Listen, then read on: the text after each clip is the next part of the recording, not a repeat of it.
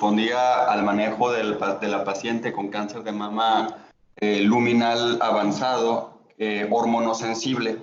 Ahora veremos el día de hoy lo correspondiente a las líneas subsecuentes y qué opciones podemos ofrecerle a una paciente con estas características.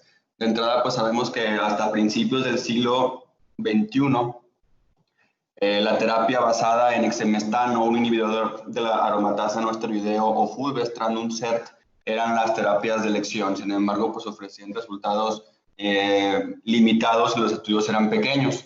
Entonces, una de las principales intenciones de los estudios de los años 2000 era comparar uno contra otro, inclusive con diferentes dosis y regímenes de administración. Comenzaremos viendo los estudios que compararon exemestano con fulvestrant en pacientes hormonoresistentes. Este primer estudio es el EFFECT, un estudio fase 3 que incluyó a 693 mujeres con cáncer de mama posmenopáusicas que progresaron o recurrieron posterior a un inhibidor de la aromatasa no esteroideo, o sea, eran pacientes hormonoresistentes. Aquí la dosis de fulvestrant fue la dosis de 500 de dosis de impregnación, seguido de 250 miligramos los días 14 y 28 y después de forma mensual. Esto versus exemestano a dosis estándar de 25 miligramos al día. El manejo en este estudio era atoxicidad o progresión y el objetivo primario era sobrevida libre de progresión, con una mediana de seguimiento de 13 meses, sin permitir crossover entre los grupos al progresar. En cuanto a los pacientes, 60% habían recibido más de una línea de terapia hormonal, o sea, en su mayoría eran pacientes ya pretratadas, inclusive más de 2 o 3 líneas. 60% contaban con enfermedad visceral presente, inclusive algunas de alto volumen, y 60% tenían lo que podemos categorizar a día de hoy como una resistencia secundaria, según el ABC5. En cuanto a resultados de este estudio, tenemos que en tasas de sobrevida libre de progresión fue bastante parecido, prácticamente idéntico entre fulvestrant a esa dosis y exemestano, con un hazard ratio de 0.93 y una P no significativa. En duración de la respuesta, sin embargo, al menos a nivel numérico, fulvestrant demostró una ligera ventaja, sin ser esto significativo. Las tasas de respuesta objetiva fueron concordantes con lo que ya se sabía hasta esa fecha, o sea, bastante limitadas, un 7.4% versus 7% con exemestano. Y el beneficio clínico también concordó con lo que se tenía ya previamente, un 30% de beneficio clínico en esas fechas. Y pues este estudio falló en demostrar la superioridad de fulvestrant sobre exemestano en ese momento. Inclusive en los grupos tampoco hay una tendencia hacia qué paciente podría beneficiarse más de fulvestrant, salvo aquellos pacientes que únicamente venían de una línea y los pacientes más añosos. Pero fuera de eso no había un claro ganador en este estudio. Consideremos la dosis que recibieron los pacientes y consideremos que todos los pacientes, la gran mayoría, venían de una resistencia secundaria. El siguiente estudio es el CONFIRM, que este estudio se abocó ahora a intentar descubrir una dosis que nos permitiera tratar mejor a las pacientes con fulvestrant. Ya se sabía que la dosis de fulvestrant no había sido superior a la dosis de exemestano a dosis convencional, entonces se intentó aumentar el tratamiento con este fármaco, intentando con esto mejorar su eficacia. Este fue el CONFIRM que comenté brevemente el día de ayer. Un estudio fase 3 incluyó a 736 pacientes con cáncer de mama en primera línea que habían recurrido o que habían progresado en fase metastásica y se consideraban como tal hormonoresistentes. Ellos inclusive categorizaban como sensible a lo que hoy podemos llamar la resistencia secundaria. Entonces categorizaron a las pacientes de acuerdo a esta cuestión. Las pacientes fueron autorizadas a recibir fulvestrant de 500 en día 0, 14 y 28 y después cada 28 días, que es la dosis, digamos, actual de fulvestrant versus la dosis previa, que era pues la dosis estándar en esas fechas. En este estudio no se permitió crossover, el objetivo primario fue sobrevida libre de progresión y la mediana de seguimiento fue de 13 meses. En este estudio lo que podemos encontrar es que la reducción de riesgo fue significativa para progresión a favor de la dosis de fulvestrant alta, digamos. La sobrevida libre de progresión alcanzada fue de 6.2 meses versus 5.5 meses con fulvestrant a dosis de 250. En sobrevida como tal, hubo únicamente una tendencia a beneficio para fulvestrant, sin embargo, esto no alcanzó significancia estadística en este momento del estudio, en este primer análisis. Posteriormente se hizo este análisis de subgrupos donde se ve que tal vez quienes más se benefician de la dosis alta de fulvestrant son las pacientes progesterona negativo, las pacientes consideradas como tal en resistencia primaria, o sea, aquí lo ponen como poco responsivas, pero si vemos la definición y lo comparamos con la actual, serían resistencias primarias. Y también aquellas pacientes cuya última terapia que recibieron fue un antiestrógeno, como tamoxifeno. En tasas de respuesta, estas fueron prácticamente idénticas, del 10% en ambos grupos. Muy poquitas respuestas completas, únicamente 1, por ejemplo, y 4 pacientes para el brazo de fulvestrant alta dosis. Este estudio en ese momento pues definió la posología ideal de fulvestrant en este escenario. Posteriormente salió este update en 2014 donde nos demostró que con un mayor seguimiento sí se pudo lograr un beneficio en sobrevida global, a pesar de que las líneas se cruzaron de forma temprana. Este beneficio fue mantenido de 26.4 meses versus 22.3 meses a favor de fulvestrant a alta dosis. Y pues ya con esto se confirmó lo que sabíamos, que si vamos a usar fulvestrant, ya sea en escenario de hormonoresistencia o de hormonosensibilidad, debemos de usarlo a esta dosis, la dosis de 500 miligramos intramuscular. Otro intento que se hizo para intentar perfeccionar los resultados con fulvestrant a dosis inferior fue el estudio SOFEA. Este estudio comparó fulvestrant a dosis baja, digamos, sumado con anastrozol. Intentaron sumarle un inhibidor de la aromatasa para mejorar su eficacia. Versus fulvestrant a dosis baja solo y versus exemestano a dosis estándar. Aquí eran pacientes con resistencia primaria y secundaria. El tratamiento en este estudio fue a toxicidad o progresión, con un objetivo primario de sobrevida libre de progresión y un seguimiento pues considerado largo, casi 40 meses de mediana. En este estudio, 81% de los pacientes fueron tratados previamente con un inhibidor de la aromatasa no esteroideo en escenario localmente avanzado o metastásico, por una mediana de 19 meses, sugiriendo que pues, la mayoría de los pacientes se encontraban en escenario de una resistencia secundaria a la terapia endocrina, si lo definimos con los términos actuales.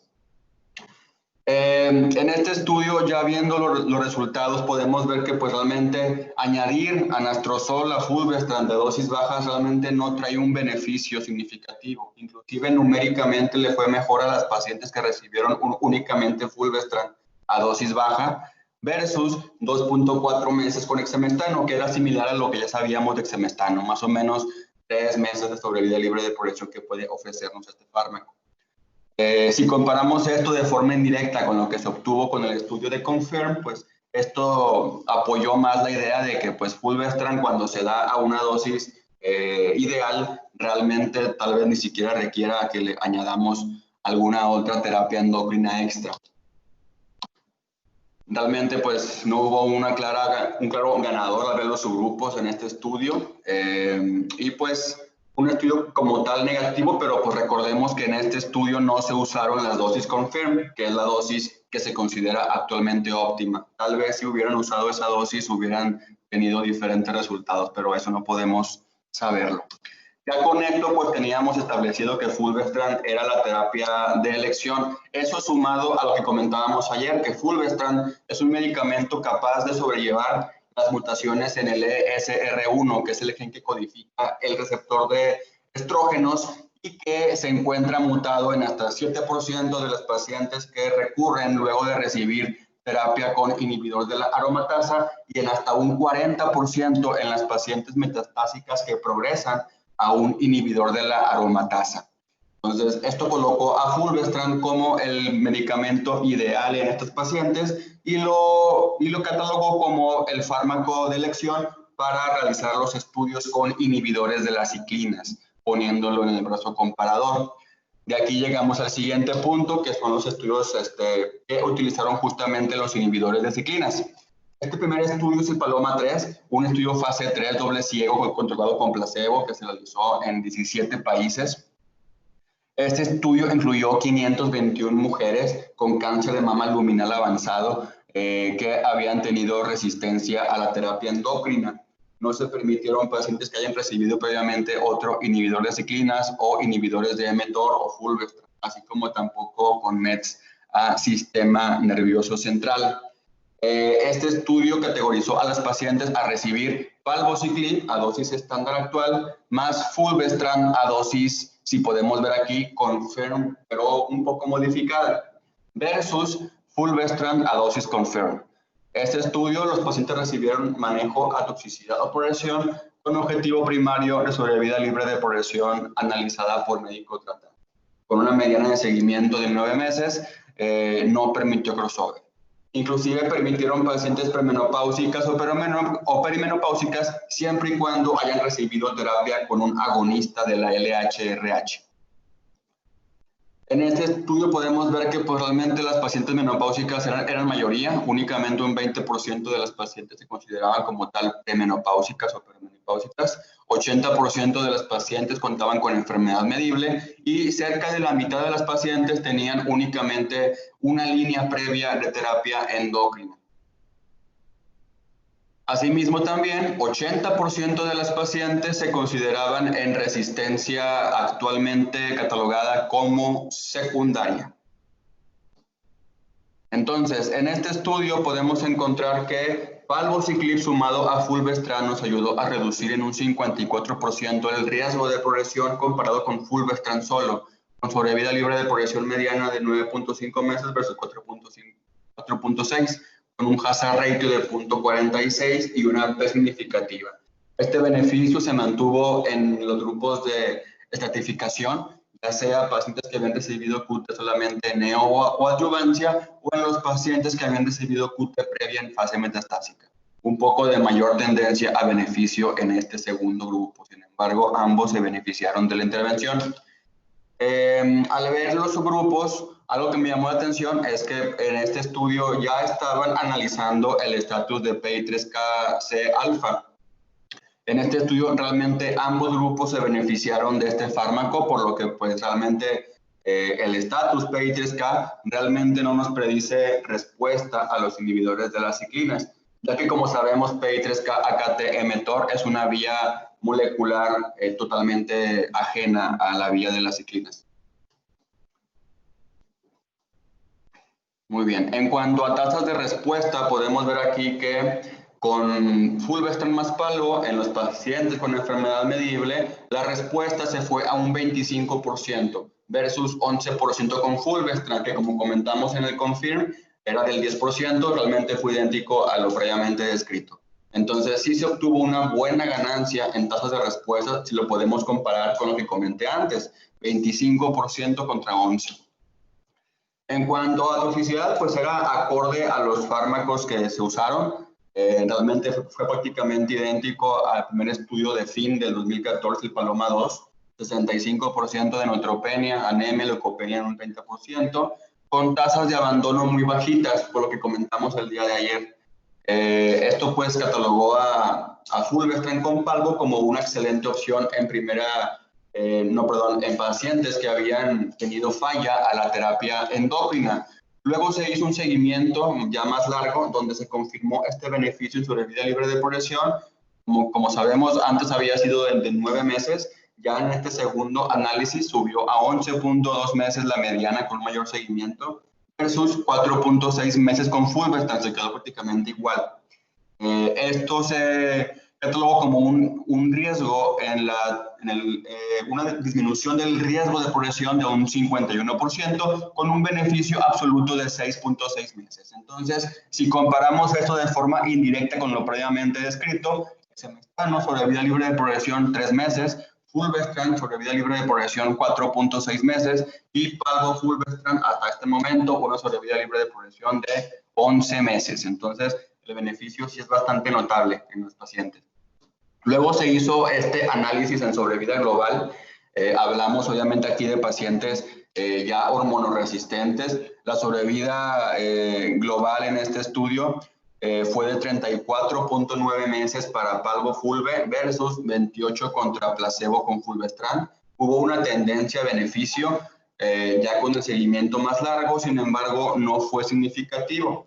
Entonces, pues se consideró como negativo este outcome. Al ver los subgrupos se vio que hubo mejores resultados en ese 80% de pacientes que eran sensibles a la terapia hormonal, o sea, los pacientes que se encontraban en una resistencia secundaria, con diferencia de 10 meses en ese subgrupo de pacientes. Entonces, podríamos decir que palbociclib es mejor en las pacientes que tienen una resistencia endocrina secundaria, y no le va tan bien en las pacientes que tienen una refractariedad o resistencia endocrina primaria.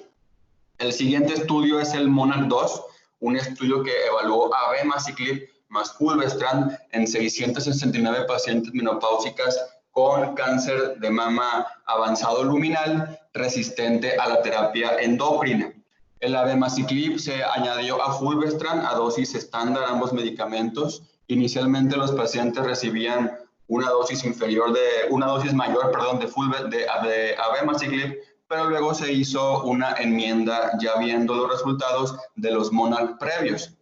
En este estudio se permitió crossover entre los brazos. El brazo de fulvestrant al progresar podría acceder a recibir abemaciclib posteriormente. El objetivo primario fue sobrevida libre de progresión, y la mediana de seguimiento en este primer análisis fue cortita, fue de 8.9 meses. Ya al ver los resultados en las pacientes, podemos ver aquí que hubo un 45% menor riesgo de progresión en aquellas pacientes que recibieron abemaciclib más fulvestrant. La mediana en sobrevida libre de progresión fue de 16 meses versus 9.3 meses en el grupo de fulvestrant.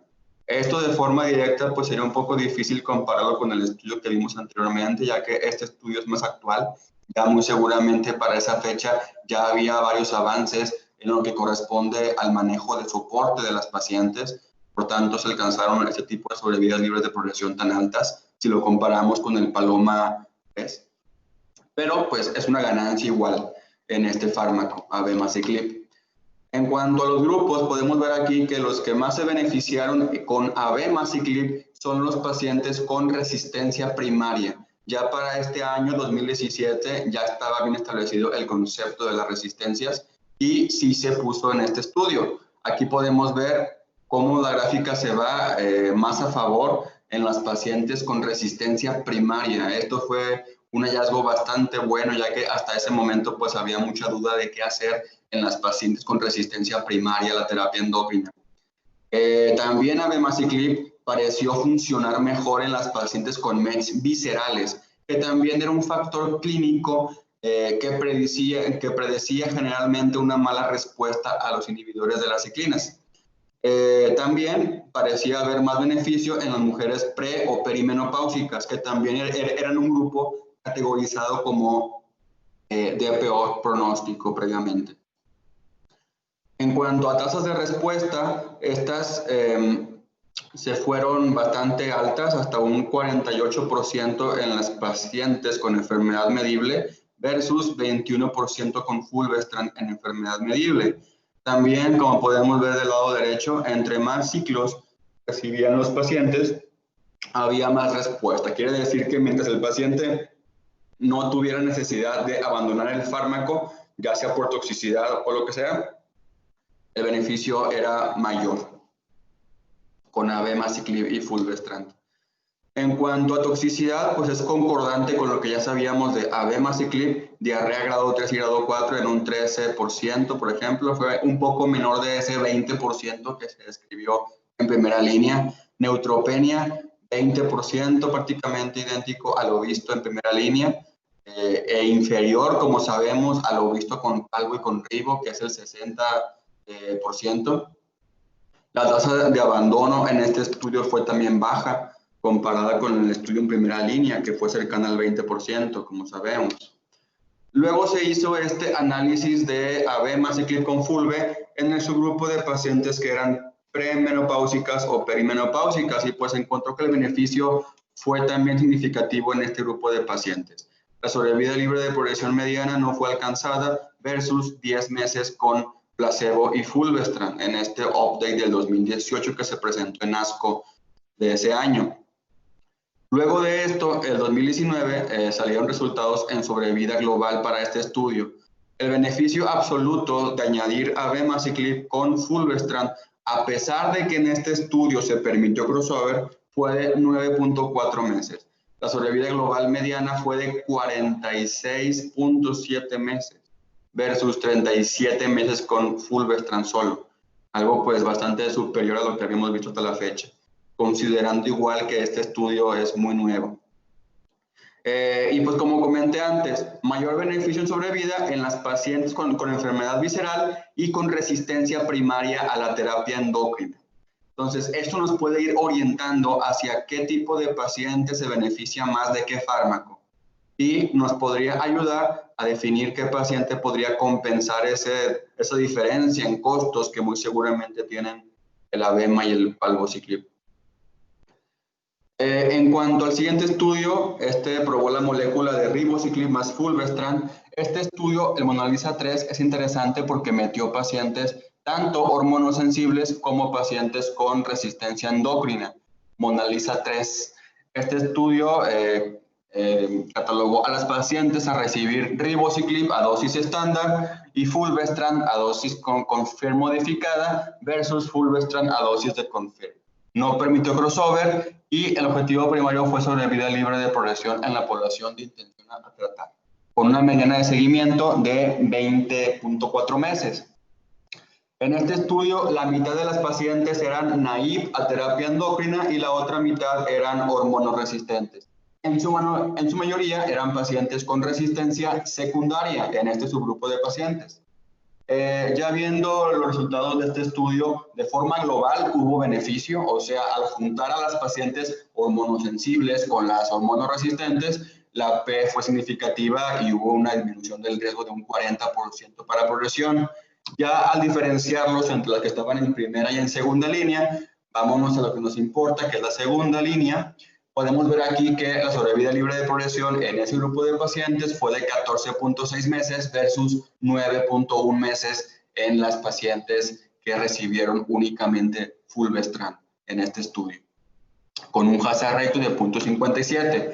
El beneficio en tasas de respuesta objetiva en las pacientes con enfermedad medible fue de un 40% versus un 28% con fulvestrant en este grupo. Las tasas de respuesta completa fueron del 1%, 2% en el brazo de ribociclib con fulvestrant, sin ninguna respuesta completa en el brazo de fulvestrant solo.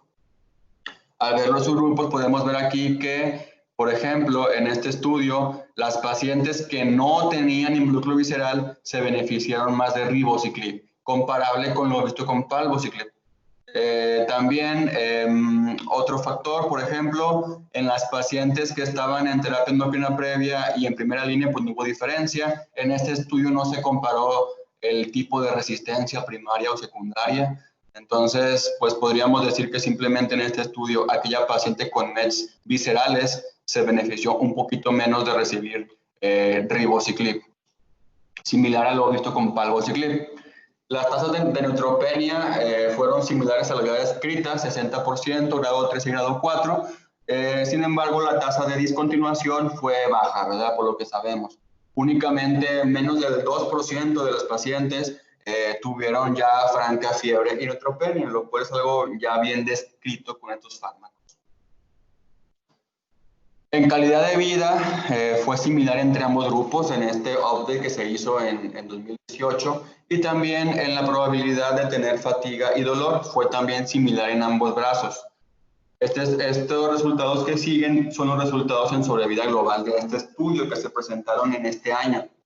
En cuanto a sobrevida global, en el grupo que nos interesa, que es la segunda línea, fue de 40 meses versus 32.5 meses de mediana, con un hazard ratio de 0.73 y una P significativa. Entonces, este estudio también demostró un beneficio en sobrevida de aplicarle a los pacientes ribociclib con fulvestrant en escenario de hormonoresistencia. Entonces, aquí tenemos el panorama global de las pacientes con cáncer de mama avanzado luminal, tanto en primera línea como en segunda línea, o hormonoresistencia. Como comenté ayer, en primera línea, sobrevida libre de progresión mayor a 24 meses, inclusive hasta 28 meses, con un 50% menor riesgo de progresión. Y en hormonoresistencia, la sobrevida libre de progresión más o menos ronda los 11 a 20 meses, que fue el Bunalisa 3, que es el que tuvo los mejores resultados. Con 50% menor riesgo de progresión. Igual.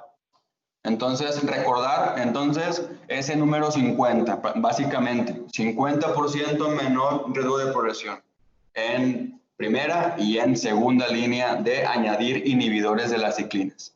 En cuanto a sobrevida, podemos ver aquí que la sobrevida global en pacientes de primera línea fue mayor a 48 meses en enfermedad endocrino sensible y en enfermedad endocrino resistente la sobrevida es mayor a 35 meses, llegando a ser hasta de 40 meses en el estudio Monalisa 3. La reducción del riesgo relativo de muerte es de un 20 a 30%. Entonces, otro número interesante a recordar es este último. 50% menos riesgo de que progrese el paciente y 30% menos riesgo de que muera. Es lo que nos ofrecen los inhibidores de ciclinas en estos escenarios de primera y segunda línea. Había dudas sobre el beneficio de la terapia con inhibidores de las ciclinas en cuanto a sobrevida, a pesar de que ya para esta fecha ya teníamos resultados de múltiples estudios ya con seguimiento largo. Este metaanálisis se presentó en ASCO de este año.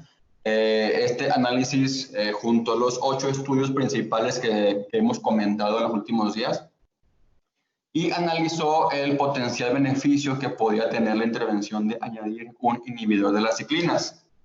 Entonces, en este estudio, el hazard ratio para sobrevida libre de progresión fue de 0.55, como comentamos antes, concordante con lo que ya sabíamos, un 50% menor riesgo de progresión, ¿verdad? Y en sobrevida global fue de 0.75, también concordante con lo que ya sabíamos, un 20 a 30% de reducción de riesgo de mortalidad. Ambos outcomes estadísticamente significativos, lo cual pues ya nos responde esa pregunta que nos molestaba en el R1, por ejemplo, de nosotros, sobre el beneficio de los inhibidores de las ciclinas en sobrevida. Entonces, cuando usamos los inhibidores de las ciclinas tenemos que considerar varias cosas. Ya comentamos el día de ayer las diferencias en posología, en dosis y en toxicidad, así como también en la penetración en sistema nervioso central. A pesar de que los estudios de Monarch no metieron esos pacientes, se sabe que esta molécula, al menos a nivel clínico y preclínico, penetra a este nivel. También recordar que a pesar de que los pacientes que reciben palbo y ribo van a tener tasas de neutropenia grado 3 y grado 4 del 60%, muy poquitos van a tener una fiebre y neutropenia, menos del 2%, y muy poquitos van a abandonar el fármaco por toxicidad. Es que como podemos ver acá abajo, entre más ciclos reciben los pacientes, la tasa de neutropenia grado 3 y grado 4 se va estabilizando. Otra cosa importante, en aquel paciente que recibe ribociclib, únicamente 8%, inclusive menos, como un 5%, van a tener prolongación del QT a más de 480. Y en ninguno de los casos, de los estudios que dimos antes, esto afectó el outcome de los pacientes. O sea, la mayoría pudieron revertir esto con terapia farmacológica y no hubo ningún problema con el fármaco a este respecto. Sin embargo, se recomienda a día de hoy que en la paciente que va a recibir ribociclib se le haga un screening a nivel cardiológico. Entonces, a día de hoy sabemos que el único factor predictor para que un paciente se beneficie de la terapia con inhibidores de las ciclinas es que sea hormono positivo y HER2 negativo, como vimos en Paloma 1. A fecha de hoy se han estudiado diferentes factores moleculares y clínicos que podrían ayudarnos a decidir qué paciente se beneficia de qué cosa. Entonces, a día de hoy, pues esto no es claro. Por ejemplo, inicialmente con Paloma 3 se había visto que había mejores resultados en los pacientes SRI wild type, así como también en aquellos que tenían niveles bajos de la ciclina NE1. Pero como ya vimos el día de ayer, esto pues quedó un poco fuera de lugar, ya luego del PALA1 que comentamos. Los pacientes con METs viscerales históricamente habían respondido peor a los inhibidores de las ciclinas hasta que llegó MONARCH 2 y pues nos dijo que abemaciclib funcionó incluso mejor en esos pacientes. Una cosa importante, pues hemos estado alabando mucho a la abemaciclib, sin embargo, pues hay que saber que se hizo un análisis de MONARCH 3 donde nos dice que en las pacientes que tuvieron un intervalo libre de tratamiento mayor a 36 meses, o sea, pacientes con resistencia secundaria ya larga, no se beneficiaron de abemaciclib. Entonces, ese pudiera ser un grupo a estudiar. Sin embargo, es meramente una hipótesis que viene de un análisis de subgrupos. La FDA hizo este análisis intentando buscar factores clínicos que pudieran predecir mayor respuesta a la terapia con inhibidores de las ciclinas. Sin embargo, pues como podemos ver aquí, no hubo realmente un decremento en la función significativo para ninguno de estos outcomes. Por ejemplo, en las pacientes que tenían progesterona negativo, pareciera que funcionan más los inhibidores de las ciclinas. En las pacientes con intervalo libre de enfermedad mayor a 12 meses, pareciera que funciona ligeramente mejor. En las pacientes que se presentan con enfermedad de novo, la sobrevida libre de progresión es un poco mayor. Tampoco hay diferencia por estirpe histológica, ya sea lobulillar o ductal, ni tampoco con la presencia de enfermedad ósea o visceral, ni por edad. En este análisis que se hizo hasta esa fecha del 2019 se encontró un beneficio absoluto en todas las líneas en sobrevida libre de progresión de 9 meses. O sea, un mes menos que lo que ya sabíamos de los estudios que vimos el día de ayer y de hoy, con tasas de respuesta objetiva del 43%. Sin embargo, pues sabemos que hay diferencias, ¿verdad? En base a los estudios podemos encontrar que en un paciente que se encuentre con un perfil hormonosensible o con resistencia secundaria, sin involucro visceral, podría ser mejor utilizar palbo y ribociclib y reservar abemaciclib para los pacientes de más riesgo, en resistencia primaria o pacientes que tengan involucro visceral importante, así como también los que tengan METs a cerebro, siempre y cuando pues sean METs a cerebro pues ya tratadas, ¿verdad? Con terapia local, ya que pues eso no se describió en los estudios principales con este fármaco. Y ya si el paciente se encuentra en crisis visceral, ahí pues ya de plano pasamos a la quimioterapia. Ahora pasaremos al siguiente apartado, que es intentar buscar alguna otra forma de inhibir la proliferación celular en pacientes con resistencia endocrina. Esto mediante la inhibición de la vía PI3K, AKT y mTOR. Este es el estudio Bolero 2, el cual probó a everolimus, un inhibidor directo de mTOR C1, versus exemestano solo. Era everolimus exemestano versus exemestano solo. En este estudio, todas las pacientes se consideraban refractarias, lo que podemos definir a día de hoy como resistencia endocrina primaria. El objetivo primario de este estudio era sobrevida libre de progresión y la mediana de seguimiento fue de 18 meses. En este estudio, 56% tenían involucro visceral y 84% de este estudio se habían considerado en la línea previa como hormonosensibles, o sea, en resistencia secundaria. Sin embargo, ya en este estudio eran pacientes hormonorefractarios como tal. Bien, en este estudio el objetivo primario era sobrevida libre de progresión. En cuanto a este primer análisis, la sobrevida libre de progresión mediana fue de 7 meses versus 2.8 meses a favor de everolimus con exemestano. Y a 18 meses de seguimiento habían fallecido 10% de los pacientes con la combinación y 13% de los pacientes con el exemestano. A esta fecha aún no había ningún resultado en sobrevida global. Eso salió hasta después. En cuanto a respuestas, podemos ver aquí que en este grupo de pacientes hormonorefractarios o resistencia primaria, se obtuvieron muy poquitas respuestas completas en los pacientes con enfermedad medible. Pues fue prácticamente completas del 0%, estables del 9% con la combinación, con un beneficio en respuestas objetivas del 10% contra 0.4%, parecido a lo que ya habíamos tenido con fulvestrant, por ejemplo, en estudios previos. El beneficio clínico sí se logró un buen resultado, ya que la mayoría de las pacientes entraron en enfermedad estable. Este fue del 80% versus 59% con puro exemestano. El beneficio por subgrupos en sobrevida libre de progresión fue consistente pues, en todos los pacientes. Realmente pues, todos se beneficiaron de la intervención de añadir everolimus. En cuanto a toxicidad, aquí entra pues, un punto que tenemos que saber de everolimus, es el riesgo de que provoque mucositis.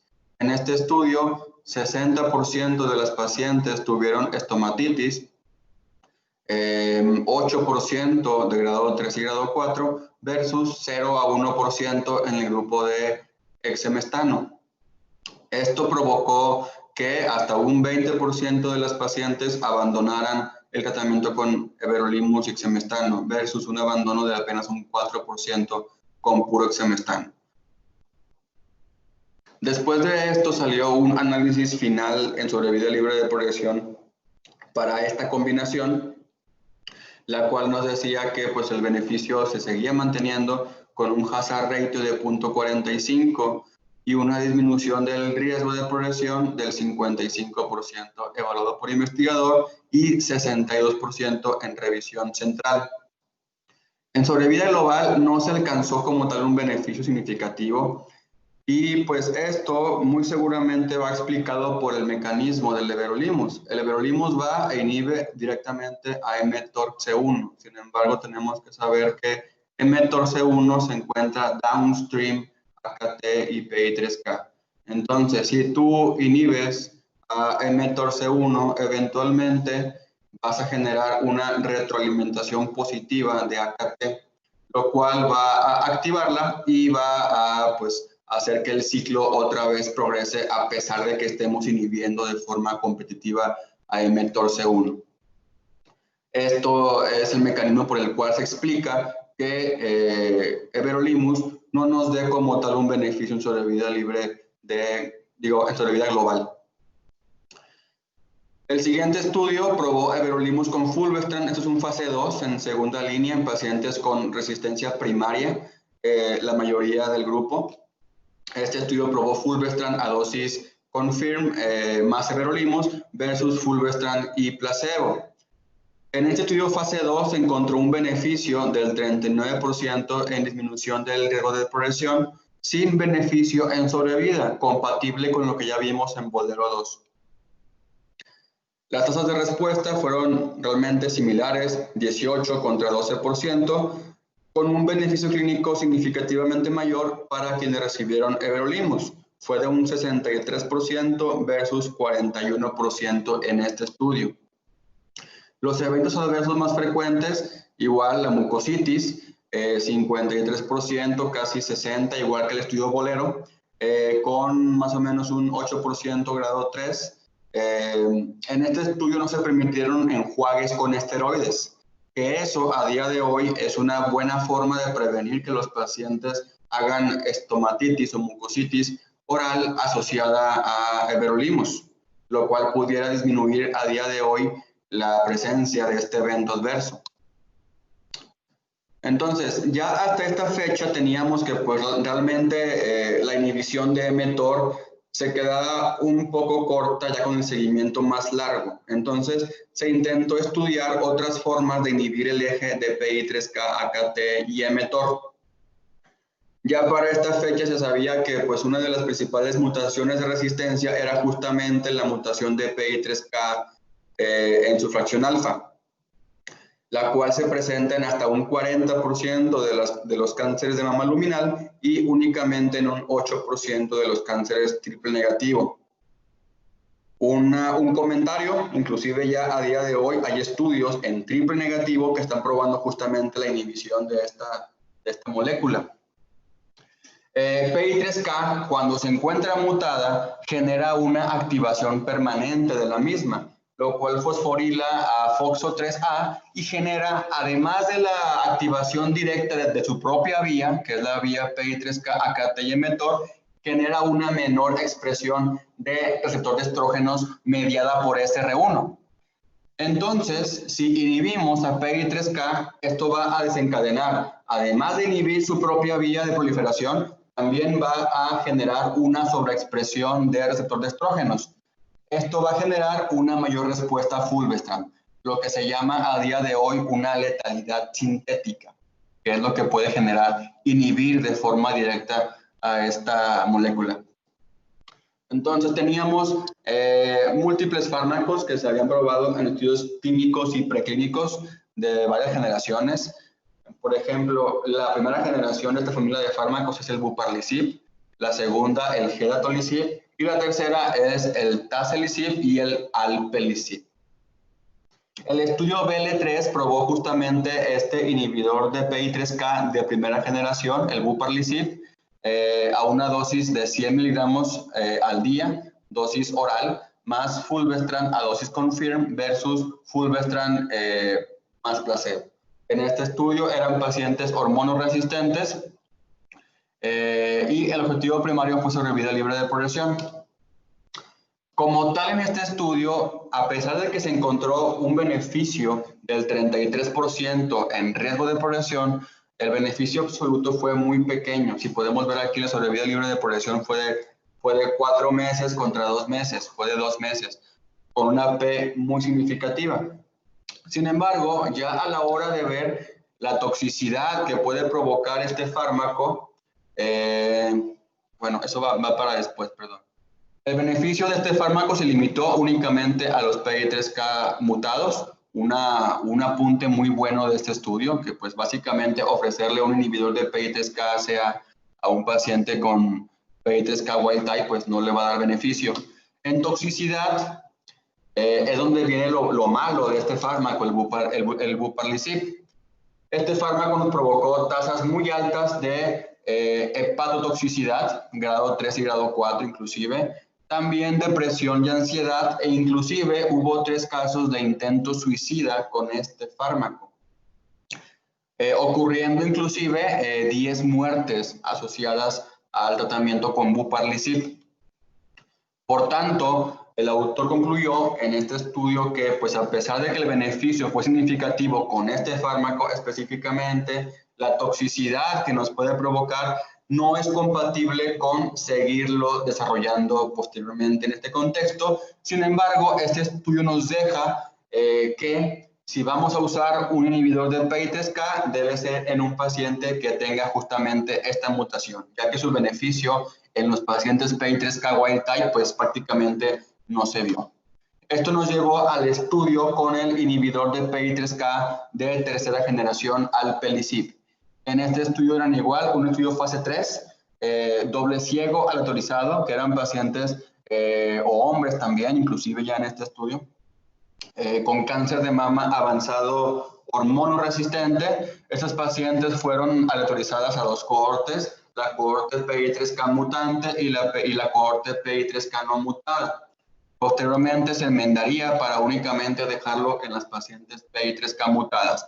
Pero este primer análisis va a ver el beneficio de alpelisib a dosis de 300 miligramos al día más fulvestrant a dosis confirm versus fulvestrant a dosis confirm en pacientes únicamente PI3K mutadas.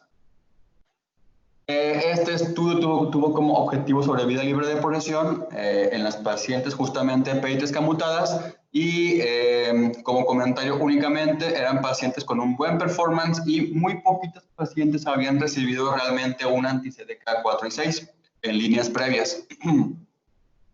En sobrevida libre de progresión mediana tenemos que fue de 11 meses contra 5.7 meses en el caso de fulvestrant.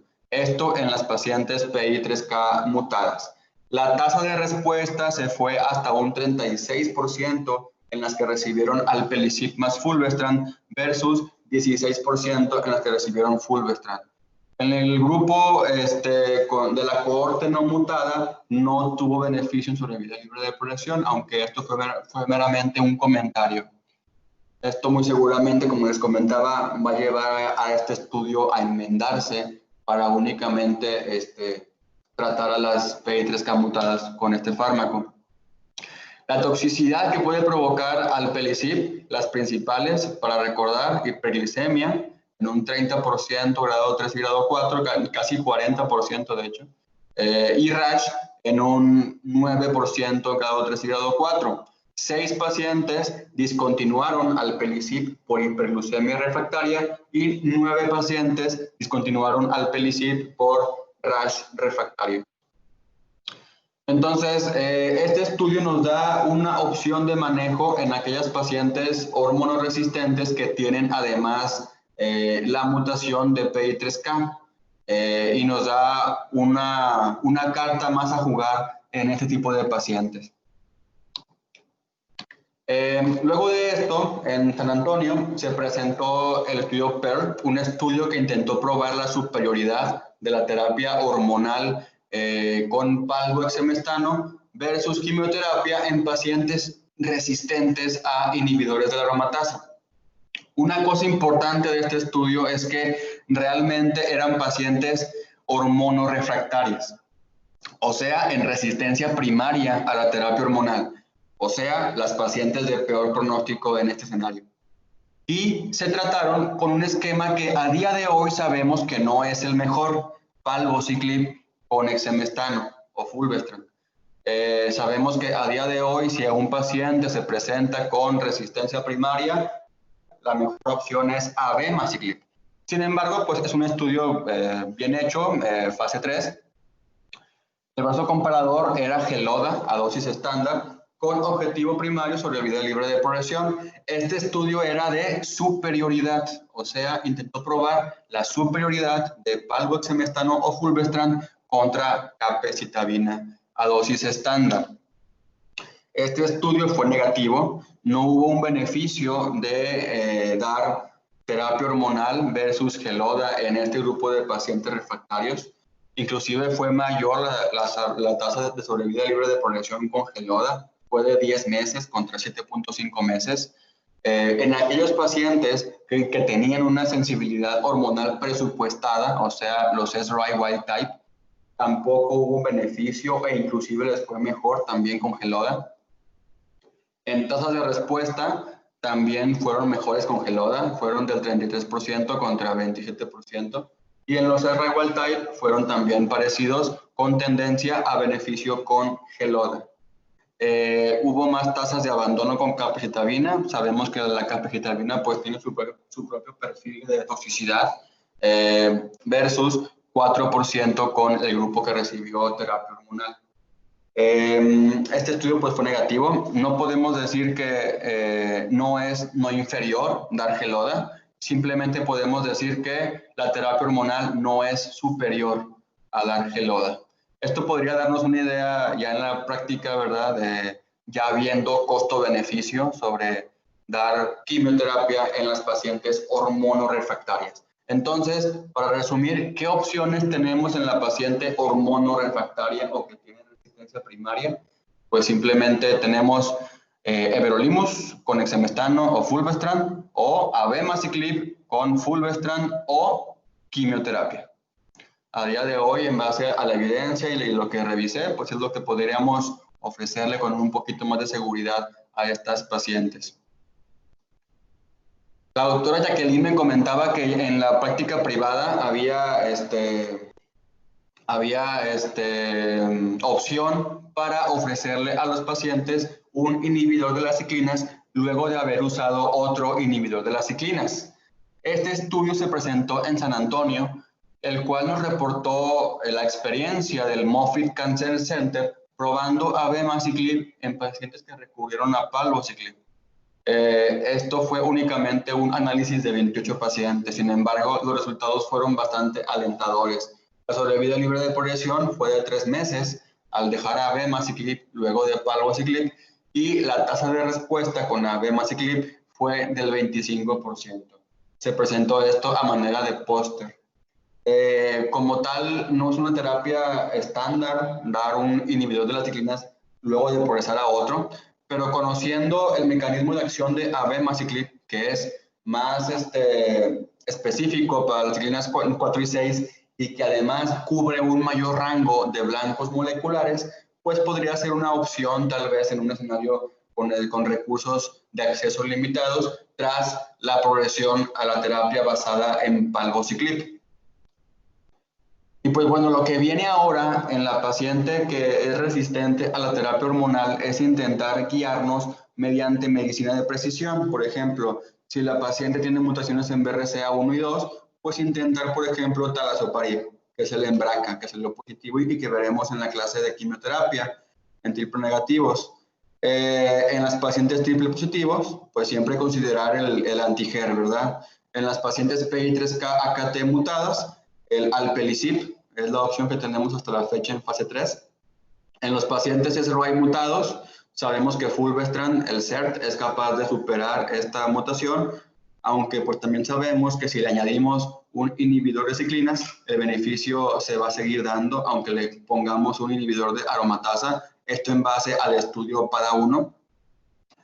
También en los pacientes con mTOR mutado, pues podemos tener la opción de verolimus. Y en los pacientes FGFR2 activado, pues considerar siempre el erdafitinib en base a ese par de estudios basket que existen con esta mutación. Entonces, pues sería todo a día de hoy. Aquí tengo el consenso del ABC4. Aún no sale el ABC5 publicado, entonces les puse aquí el 4. Realmente pues nos dice que la terapia hormonal es el manejo de elección en estos pacientes, a menos que se encuentren en crisis visceral o en resistencia endocrina primaria. Para premenopáusicas, siempre acompañarlas con su presión ovárica pertinente. Hay varias opciones de ablación ovárica, la forectomía. En la paciente premenopáusica con cáncer de mama avanzado, a día de hoy, la única opción a la que pueden acceder si se niegan a una ablación ovárica es tamoxifeno monodroga. Eso es muy importante a recordar. El beneficio de la terapia con ciclinas se sabe. El beneficio así de forma global en sobrevida libre de progresión va a ser de 10 meses. Ya sea en primera o en segunda línea, más en primera línea.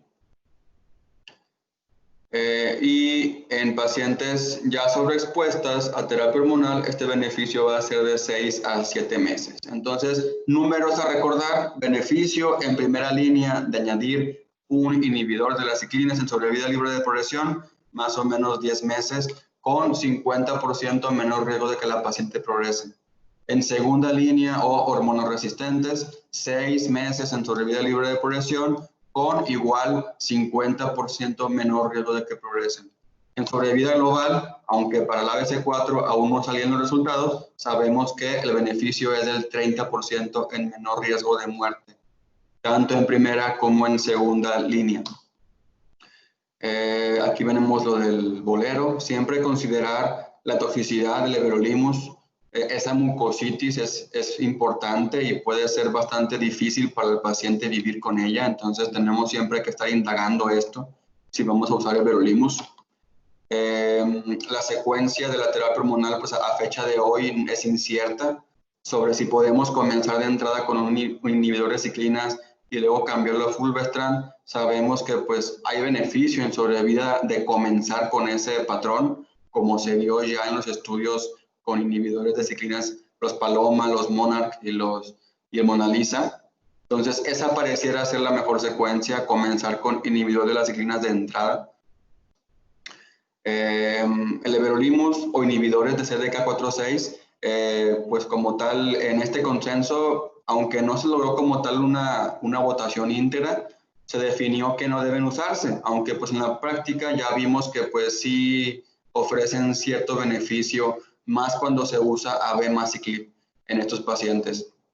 Actualmente no existen biomarcadores predictivos ni moleculares ni clínicos, aparte de tener receptores de estrógeno positivos y HER2 negativo, para beneficiarse de los inhibidores de las ciclinas. Y pues también la QT concomitante con terapia hormonal no ha mostrado beneficio en sobrevida global, entonces no se recomienda. Tampoco la terapia hormonal tras QT es una opción tan avalada. Se puede utilizar tal vez, pero no tiene suficiente evidencia para decir que es una intervención útil. Y pues eso sería todo por el día de hoy. Muy bien, Carlos. Pues sí, gracias por mencionar y por buscar lo que te comentaba respecto a los inhibidores de ciclinas. Fíjate ese caso que me tocó ver que lo utilizaran. Realmente es una paciente que veo con el doctor Juan Francisco. Es una señora muy mayor, 88 años, y tuvo una recaída tras 2 años de adyuvancia con anastrozol. Ella nunca se le dio quimioterapia, una etapa temprana luminal. Se mantuvo con la enfermedad estable alrededor de 1 año y medio con palbociclib fulvestrant, que fue lo que le habían dejado cuando yo la conocí. Y posterior a eso empieza a presentar cutánides, un tórax en coraza, cada vez se complica más, le administran radioterapia, le da mucha toxicidad y pues tiene 88 años. Digo, tiene un buen estado funcional, pero no deja de ser una paciente muy mayor y pues no candidata a everolimus, mucho menos a quimioterapia. En una ocasión que no me toca verla a mí con el doctor, veo que deciden dejarle ribociclib y pues lo primero que pienso es de que sí, no lo va a autorizar el seguro o pues ya está con un inhibidor de ciclinas. Pero para mi sorpresa, ya en su seguimiento trae respuesta completa de las lesiones. Entonces es un caso muy raro. Y por eso te preguntaba si podías revisar eso. Pues la verdad es que la mayor información, como bien dices, está para abemaciclib y no es una conducta muy estándar, pero pues habría que ver. Digo, porque en la práctica privada, pues muchas veces no siempre todo es tan apegado a las guías como en una práctica institucional. Lo correcto sería que sí, pero cuando pasa este tipo de situaciones nos damos cuenta que a veces algunas de estas elecciones sí pueden tener cierto beneficio. Así es. Y pues el everolimus, la verdad es que nosotros lo usamos poco. Yo en lo particular nada más lo he usado en un paciente con un tumor neuroendocrino. Y la verdad es que no ha tenido la toxicidad así tan fuerte ni nada, solamente fatiga. Pero pues hay que individualizar los casos. Así es. Pero bueno, entonces pues muchas gracias por la clase. No sé si hay algún comentario más. Bueno, si no, pues para irle avanzando a la consulta y nos volvemos a enlazar para la plática del doctor Omar a las 11. Gracias. Gracias, Buenos días. hasta luego. Buen día.